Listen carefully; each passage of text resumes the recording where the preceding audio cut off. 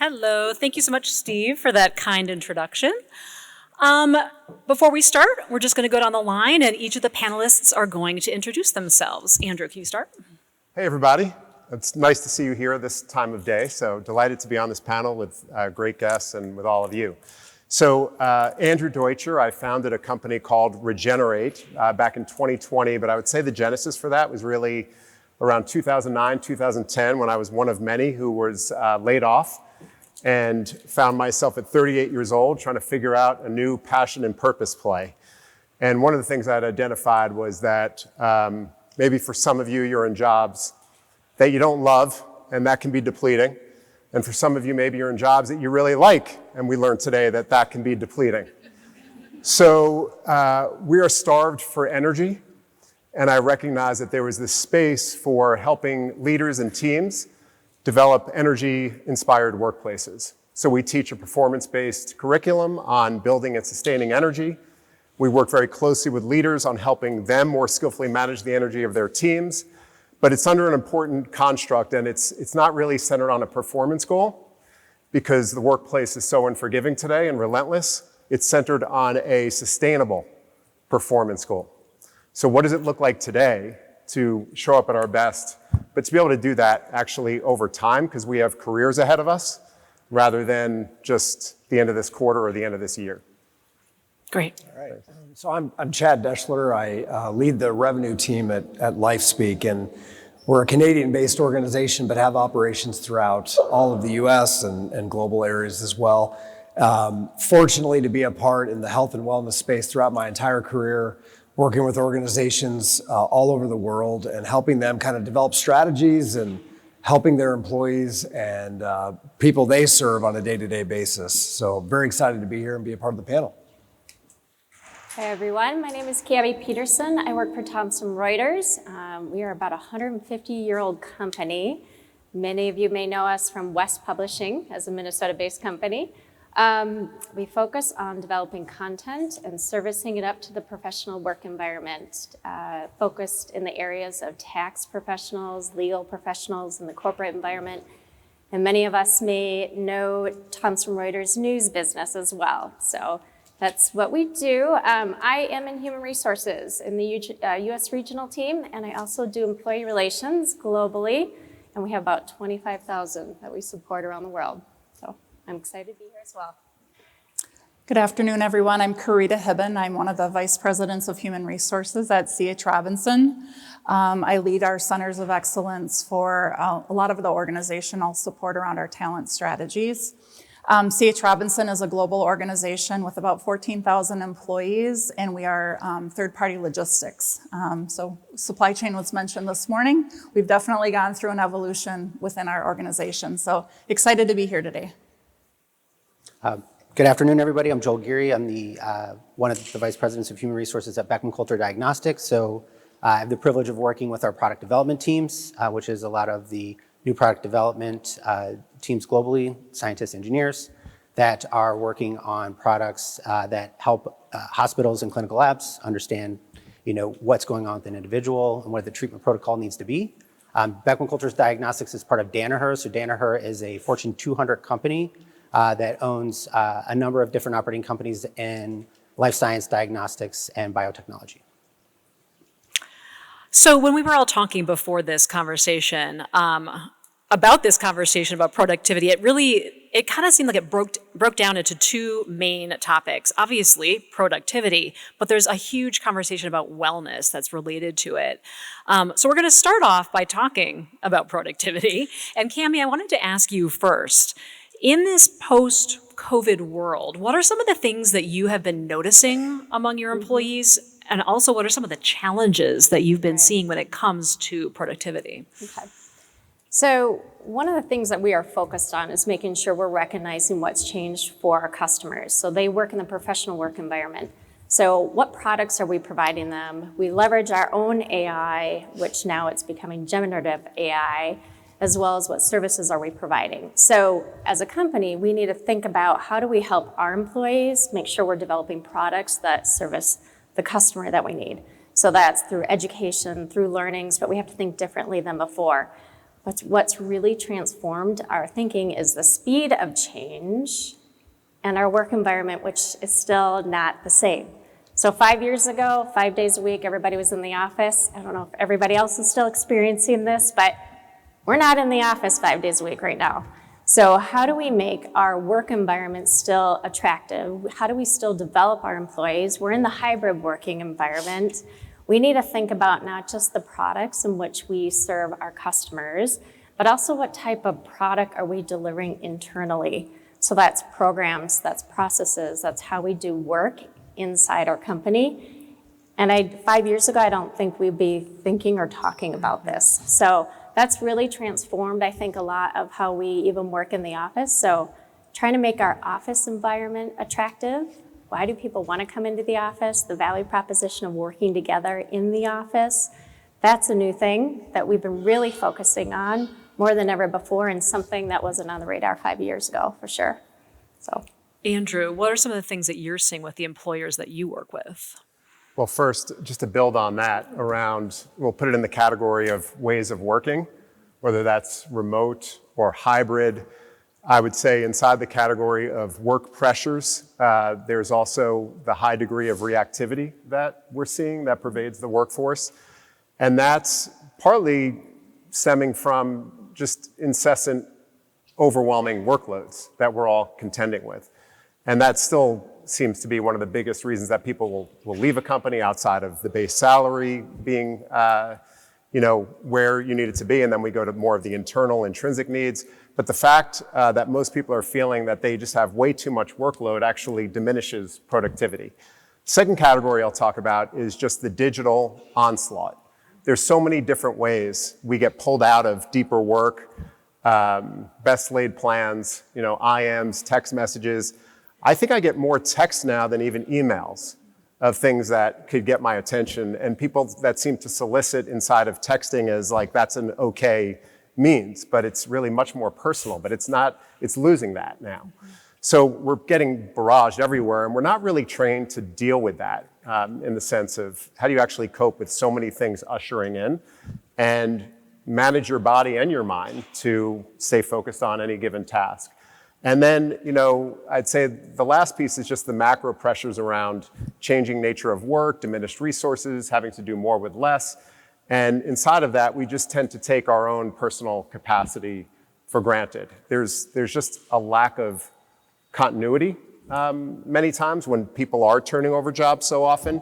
Knowledge share leaves, and then it's like we have to start that over again, or we've taken a project so far and now we shifted a priority. So I really hear and experience just the lack of continuity as a huge obstacle to productivity. Joel, I'm curious to get your thoughts on how the culture inside an organization impacts productivity, but also some of these issues that Cammie and Andrew have just been bringing up. Yeah, so I guess I'll kind of start at the top with Danaher, which is the company that Beckman Coulter Diagnostics is a part of. They have the Danaher Business System, and it has been, really what has driven that company over the last 25 years. It's outperformed the S&P 500 by 2,000%. So a lot of times when we're recruiting people, are like, who are you? And they were like the most successful company you hadn't heard of. And when you think about culture, what are the commonalities? What do we share? So we have a lot of offices around the world, but one thing you will note if you're in Dubai, Mishima, Japan, China, India, Mexico City, Chaska, Minnesota, you're going to be in a hallway. There's going to be visual management, daily management. There's going to be teams meeting and talking in the same way. And so a lot of the commonalities that we shared, and we had to preserve this during COVID. So thinking about, how do you invent new products while people can't come into the labs? How do you keep your manufacturing line running when you only can have certain people in the building? And we're evolving out of that like everybody else. But I think the thing that really stands out to me about how does culture impact productivity is, we had this culture before COVID. It came through COVID. We're on the other side of it. Now what everyone's calling the future of work. That thread has been consistent all the way through, and it's kind of the strength of the organization. So, it's a big part of when we pitch people to come to our company is like our culture is really strong, and it's a big part of how we deliver the results that we do, how we measure productivity, because we're doing that consistently everywhere. Chad, you work with a lot of different types of employers. What do you see when it comes to culture and what makes a company successful? Yeah, that's a great question. It's interesting. In this room right here, it is, if I were to take a spectrum of where everyone falls, you have organizations in here that are very small, maybe 100 employees, 50 employees, and then you have organizations that have 100,000 employees. Some are global, some are right here in Minneapolis. What's interesting about that is culture can be established. When I talk to employers throughout the world, culture can be established in any type of organization, regardless of your size. And what works best for you may not work best for Danaher and vice versa. So there's two common themes that I have seen with organizations. One is how you communicate and what you communicate. So having an open communication is important. One thing that is very common, and there's a lot of HR executives in this room and strategy officers and whatnot. You probably have learned that there's less loyalty today with employees and their employer. And from an employee perspective, they view it as not much loyalty from the employer either to them. There's kind of this interesting dynamic that's happening. And I think if you open up that door of communication and create a level of transparency, it goes a long way. Sometimes even more than what a paycheck can do for somebody. That's one thing. The second thing I would say is we talk about what your leadership buys into and the support from the top down. That is imperative, but I would take it a layer lower than that. Your direct supervisor, those that are interacting with you on a day-to-day basis, you can almost create a subculture within your culture, which creates retention. And so I think those are a couple things that I see as I talk to different size employers. And I think as you're listening to that, you think about what would work for me in my size and what I'm doing. So on that topic of what works, I wanted to get some specifics here and ask some of you about what programs or methodologies you've been implementing at your companies and some of the successes you've seen. Cami, can you talk to us about what you've been doing at Thomson Reuters? So from our manager standpoint, we have an expectation where we institute what we call the right behaviors. What do they need to demonstrate? And so we hold true to what we call model, coach, care, and we have definitions under each of it of what does that look like. The other element to contributing to culture, it's huge, is the mindsets and behaviors. And we're a public company, so if you Google us and pull out our code of conduct, you will see an element in there that defines what is our mindsets and behaviors that sets the expectation. And not only do we have that in our code of conduct, it is actually pulled all the way through in our performance reviews. So each one of our performance reviews will actually say, how are you contributing to the mindsets and behaviors, in addition to your goals? But we're trying to lace it through as far as how do you show up, and it's not just delivering results, but actually how are you contributing to being an employee? The other thing that I would say that we've been really focused on is trying to evolve our work environment and help the education and speed of change is our company has instituted learning days. And they've been incredible. We've done a couple a year, and actually it's like half-day sessions around the world. So we offer different time zones, but people can sign up and learn about the latest and greatest. And it's internal speakers, it's external speakers, it's skill-based, it's different type of learning days. So we're trying to learn together in our new world and help move the change or the pace of change even faster.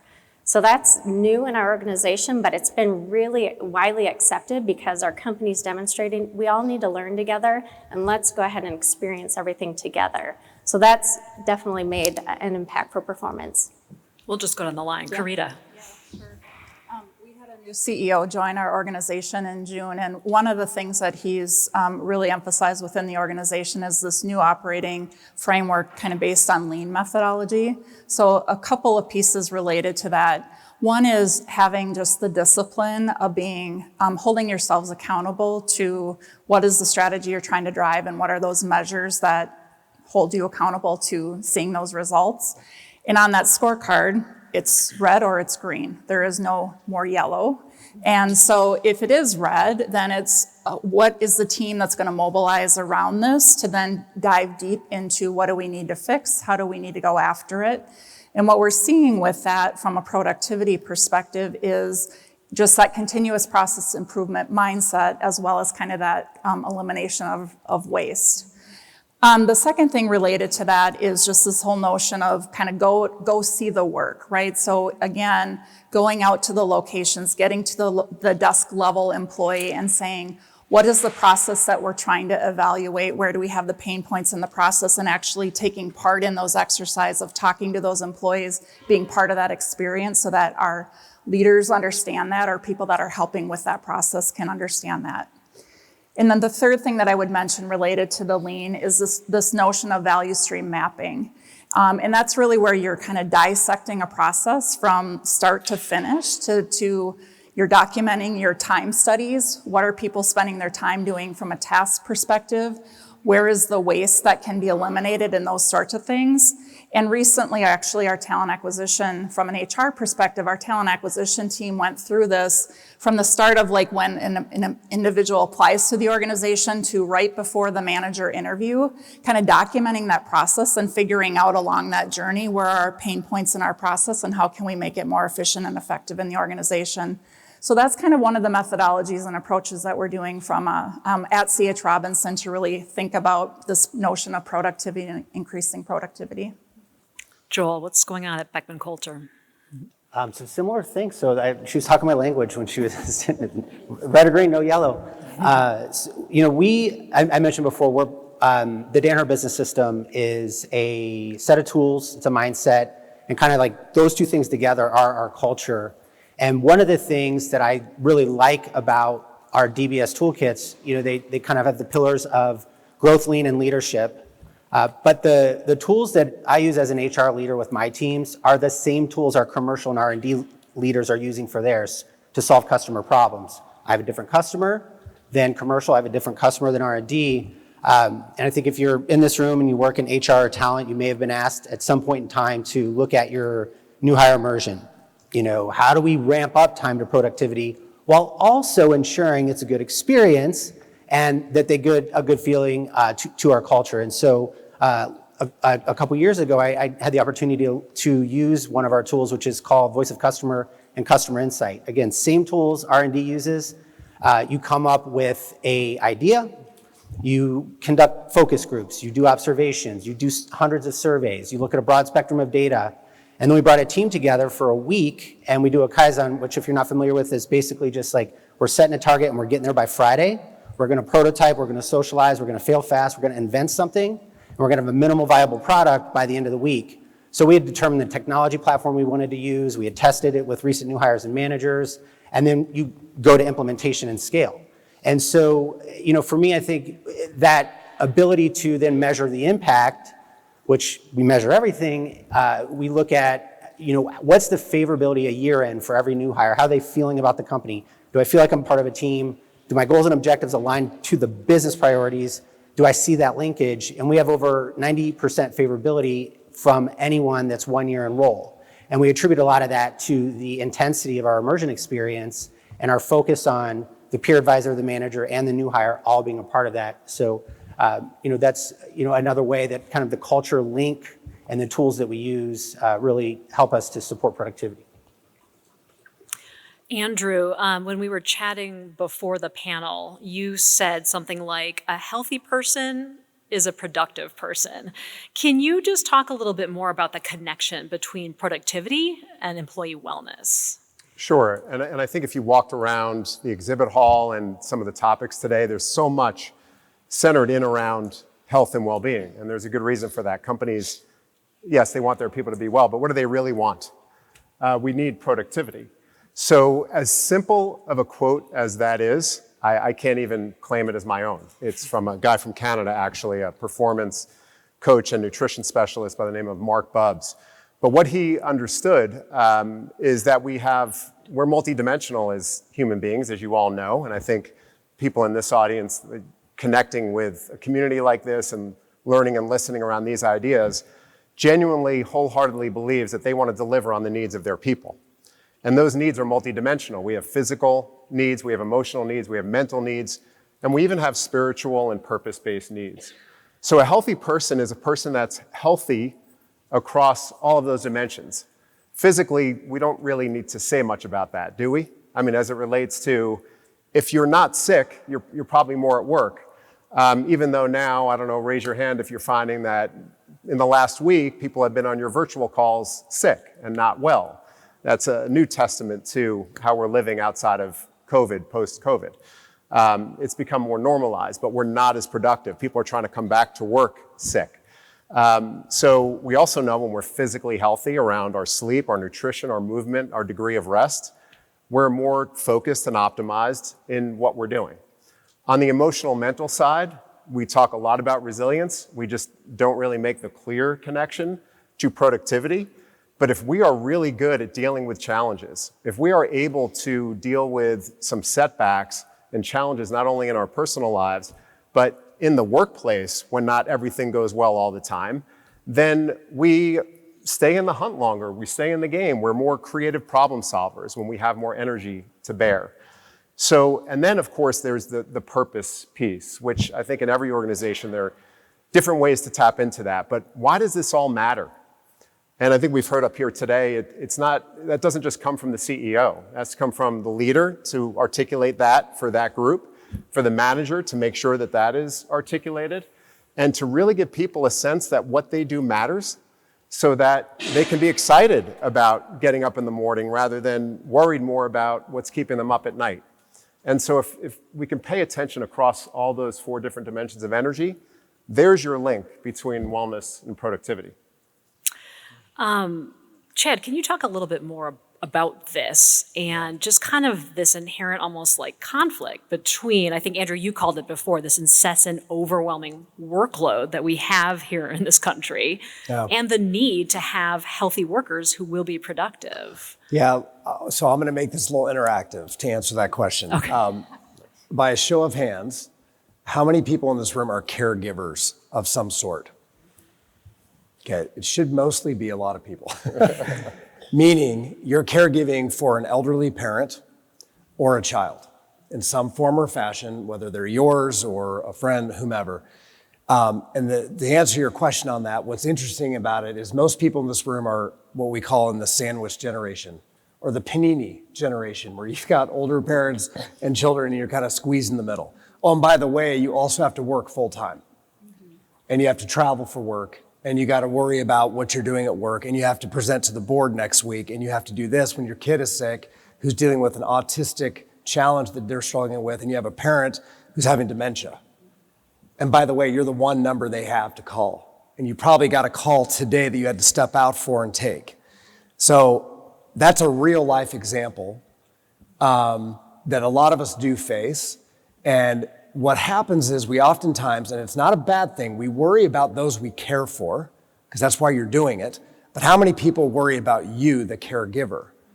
And I think that if we shift the focus a little bit, not away in that example, I know I'm diving deep into that example, but you're not shifting away from those you're caring for, but it's how am I most productive when I come here and I'm at this conference and I'm here and I'm alert and I'm present.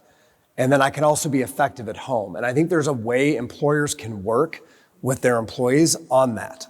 There are certain things that can be done. So I guess when I talk to companies and organizations, it's trying to think of creative ways to engage their population so that they can feel productive and healthy. Because when you're taking care of yourself, we all know that you'll be more productive.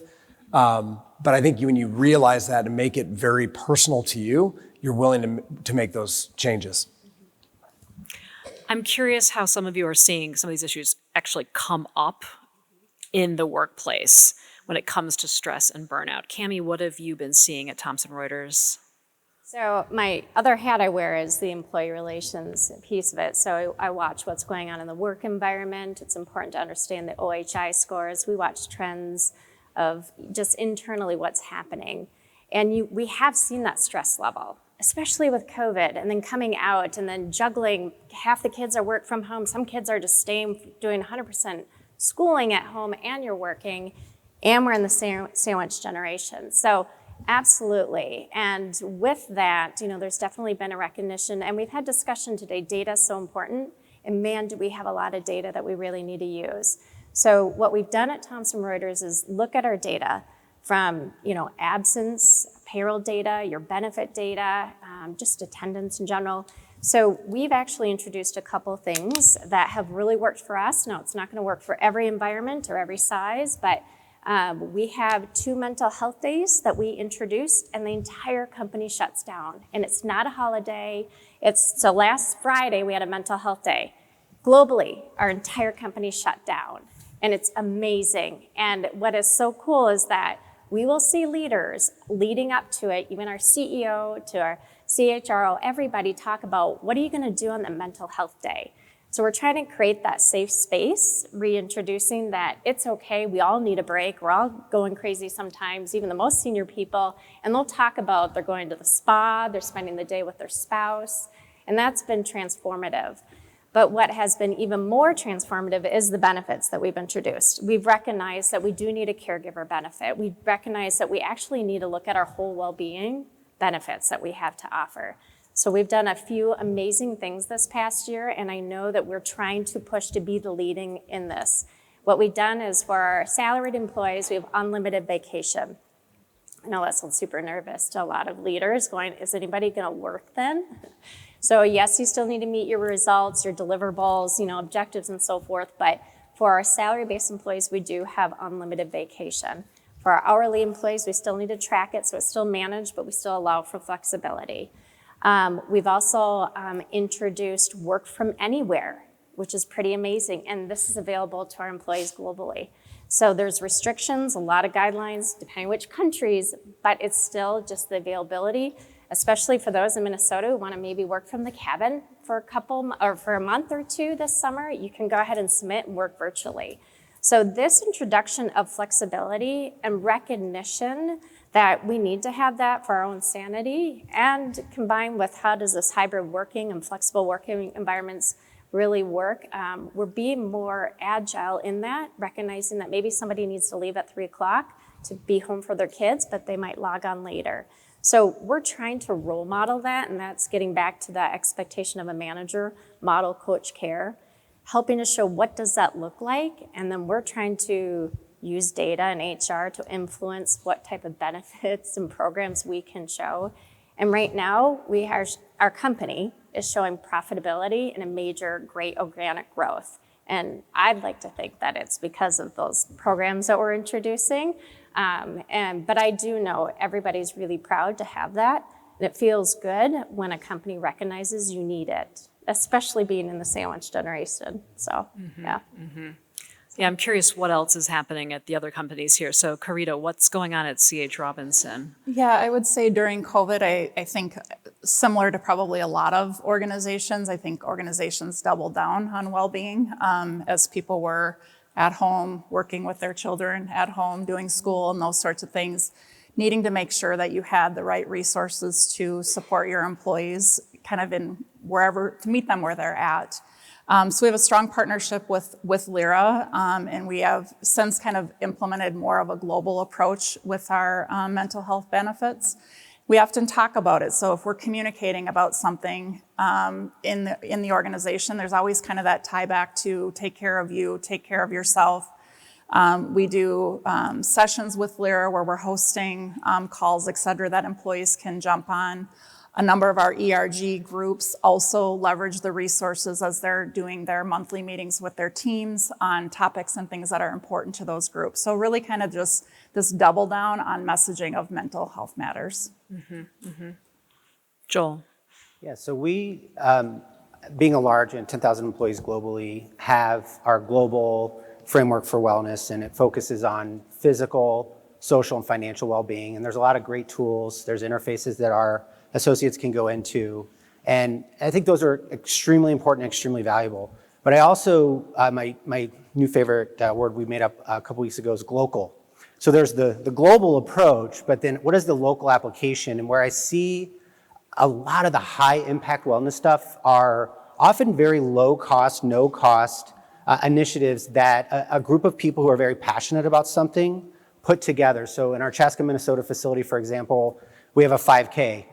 Someone started that, 8 years ago. They're like, we should do a 5K at lunch. And now we have, the people from the plant, like we stopped the line and, we have 270 people showing up in the parking lot. We have sponsors and we, cordon off parts of Chaska and have a 5K at 10 in the morning on a Wednesday in the fall during the marathon season. So and I can give so many examples of those and I just want to be conscious of time, but I would just say, when I talk to colleagues at other companies, big or small, really don't underestimate the value of a small group of people that are very passionate about something and wanting to make a difference and do something meaningful with their teams and their organization. If you've ever seen that YouTube video at the concert festival of the guy that just starts dancing by himself and then eventually like the whole concert's over dancing with him. And that's kind of how you have to think about some of these wellness things. There's a really rich bed of opportunity out there. Just listen to people's ideas and encourage them to pursue them. Oh, sorry. Go ahead, Andrew. I was just going to build on that. It's the great example, the video, and I know I'm the energy guy here, but I'll say they're attracted to that energy, right? So they go there. And one thing that I just think is really, I'm hearing it from everyone, but we can quickly skip past it, is the genuine care that a company can demonstrate from leaders and higher ups for any of this stuff to get lift, for it to have a chance inside of your organization. One of our clients, a global food company called Puratos, and they really housed it under a calling for caring. Because the voice really that they got back was that we don't really feel genuinely cared for. So if we're gonna launch or usher into any kind of a new health and well-being blueprint, we really need to start there and really start to build some of that equity back, and then we can really build upon any of these different well-being initiatives, whether it's the 2-time mental health day or other ways in which we get at that. There's a lot of ideas out there, but ultimately those ideas don't get any lift unless people really feel that they are cared for and that they have my best interest at heart. And I think there's probably still ways to go there for many companies now. Yeah, that kind of leads to another question I had, which, Cammie, you said some of the leaders at Thomson Reuters got a little bit nervous around some of these programs, which sound great, but I would imagine that maybe there is some pushback from upper management. I mean, the bottom line still exists. There's a board that still needs to be answered to. Chad, I'm curious if you could tell us a little bit about some of the conversations that you have had. Do you have to convince CEOs at times to take these programs, to implement these programs? And what do those conversations look like? Yeah, it's a very difficult conversation because they care a lot about their employees. Ironically enough, when you survey, you just alluded to this, a lot more employees feel less supported now than they ever have. But at the executive level, a main part of the conversation is about employees, which is interesting. I don't know if there's a disconnect there or what's happening, but there is a lot of thought that goes into that from companies. They do look at, and they struggle with, what do we do here? If I implement this full-scale wellness initiative, I support it, I think it will be great, but does it directly impact the bottom line that I need to produce to the next earnings call in a month from now? And if I don't produce that, is my job on the line as CFO or CEO? And what impact is that going to have? And and by the way, if I don't do that, am I going to lose talent? So it's this dynamic, this tug and pull that is happening, tug of war really, that's happening, and it's very difficult. So when I talk to organizations like this, and again, it's not immune to organizations that have 50 employees. Sometimes I don't even know if I can make payroll. And then you have organizations that I'd love to put into mental health wellness days a year. So it's just an interesting dynamic. But I think it boils down to 3 things that I've heard from organizations around, if you focus on mental health, if you focus on physical health, and you focus on family health, and when you develop a program or you want to roll one out, if you're an executive, if it falls into those areas there is direct impact to bottom line, and there is direct impact to growth. So instead of saying, I got to solve for all these things, as long as it falls into some key areas, I think as an executive, you're doing the right thing. So not an easy answer, but some things that organizations look at. Another thing I wondered about is, how we can monitor and sort of keep track of employee well-being in this world where so many people are working remotely. I mean, when people aren't actually in the office for leaders to be able to observe and, kind of check in with, how do we make sure they're okay? This is kind of open to anybody. Does anybody have thoughts on that one? Cami? Employee relations standpoint, we're training up our team to teach managers to be in tune with watching some patterns of behavior. So if someone doesn't show up for a meeting, or sometimes they'll never go on camera when they used to before, or picking up signs of their behavior seems off. And what we're trying to help managers do is go, well, describe it. What does off mean? And so we're trying to determine, is there something that really needs help? Like we need to recommend an EAP. Should we have an HR person reach out to them? But what we want managers to do or don't want them to do is nothing. And so we have to talk about it and actually, encouraging even our HR team members to ask managers, how's your team doing? How are you engaging with them? Is everybody showing up? It wasn't that type of question, pre-COVID when they were all in the office, but when you can't see people, you have to remind them there's a lot going on. And even when you see them, by the way, there's a lot going on behind them. And so it's asking them what's changed, monitoring behavior, but we're still cracking it, by the way. We haven't mastered this, but we are working with our employee relations team members to identify some criteria and questions to help dig into that, especially when it's a wellness matter, or there's something that's even more critical that we need to go ahead and act upon. So we're still maturing in it, but we're trying to talk more about it. I think that's probably one of the biggest first steps is having a dialogue. Got it. So. Bringing some of these functions together. So if well-being really does just sit within HR or total rewards by itself, it can suffocate at times, despite incredibly hard work from the people that are dedicated to those things. They tend to be less staffed. They have higher, remits inside of those things and very high expectations, but they may be under-resourced. So if you could partner with L&D and you can partner with talent and you can partner with the business, we really view it as well-being is truly a business discipline. Mm-hmm. When you view it in that way and you view it as capacity, and we have competencies, we have skills and talents, but what undergirds that? That's the capacity that ignites that. Mm-hmm. So if you're able to connect those components of the support services and the support functions directly into the business, and I recognize that's hard, but if you cannot get the business involved and you don't have a leader sponsor that is interested in measuring well-being as it relates to productivity goals, then it's probably not worth even starting, because they'll start to do it and then they'll give up on it. So how do you create more support and sponsorship and contributions from all the functions that matter, in that area? In this case, well-being, if we call it that. Yeah, I just want to add, it's not an HR initiative, and so it's like that's what's so important. It needs to be a company, it needs to be a manager initiative. And just a couple weeks ago, it was like this proud moment. We had this Learning Day initiative. We had a business leader talking about career change.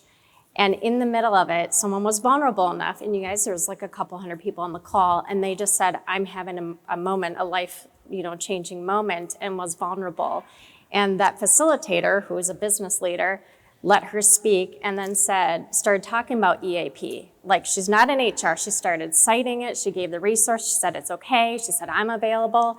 And then everybody, it was like a groundswell of all these other people came in to provide support and guidance and recommendation, and it was okay to talk about their health and well-being. And that's amazing, because it wasn't even HR. And I was so excited that it's like people are realizing it, they're normalizing it, and they're saying it's okay. And so if you can get it to spread beyond it just being an HR initiative, that's, I think, what would really make success happen. Carita, then Joel. I would just add, I think, just back to this notion of prior to COVID management by walking around. You're still doing it virtually, right? But how many of your leaders do skip levels within their organizations to talk to the employees below their leader, right? And asking the questions of how's it going? How are you feeling about things? How are things progressing? And then if your leaders are on site, encouraging them to walk around the office and not have it just be a formal meeting, but how was your weekend? How are you doing? That concept still exists and should exist even now more than ever around just making that connection with those employees. It's probably one of the most effective, cheapest retention tools that you can implement in your organization. We have a lot of the same tactics. I'll call her afterwards. So I'm just listening to everybody. There's a couple things I thought about. So one is the maybe normalizing or making people feel comfortable about mental health topics. And we showcase on our company intranet stories about that. So we have a calendar of stories that get shared, people who are wanting to share that. And in addition to that, if you have the ability, and there's so many. Again, if you're looking for low-cost, no-cost solutions, if you're not part of a big 10,000-person company, there are great ways to administer surveys and do sentiment analysis, and then share that feedback with your leaders and ask your leaders. We put decks together like, here's kind of we have pulse surveys, we ask about well-being, we do sentiment analysis, we share that with our leaders, and we ask our leaders to do feedback meetings with their teams and try to surface like, what more can we do to help you? And sometimes those become projects and actionable ideas. So, also just a kind of a simple, ask people what they want, learn more about it, and then take action on it if it's something that you can do or explain why you can't. And, it doesn't often take a lot to do that other than, an open mind and an open dialogue. We are running out of time, but there's just one last question I wanted to quickly ask, just because it is top of mind and it came up earlier, and that's about AI. Everybody's thinking about it these days. Everybody's wondering how they can sort of harness the power of it. Carita, can you just talk a little bit about how you're using AI at C.H. Robinson to work on any of these issues? Yeah, great question. AI is heavily embedded in our organization. Again, coming at it from think about, we sit in the middle of our carriers and our customers to ship product across the world. So we have lots of data that comes in, right? And the use of AI to help synthesize that data, clean that data, make processes more streamlined and efficient is kind of top of mind and priority. That doesn't mean that necessarily, we talked about it this morning, right? This whole notion of that means all these jobs are going away, et cetera. It's really around how do we then focus those individuals on the work to be closer to the customer and give the customer the needs that they have while we're streamlining kind of the tasks that are associated with it that AI can do. So we're thinking about it from a broad perspective. And if you're in HR, there's opportunities right within HR to also look at it.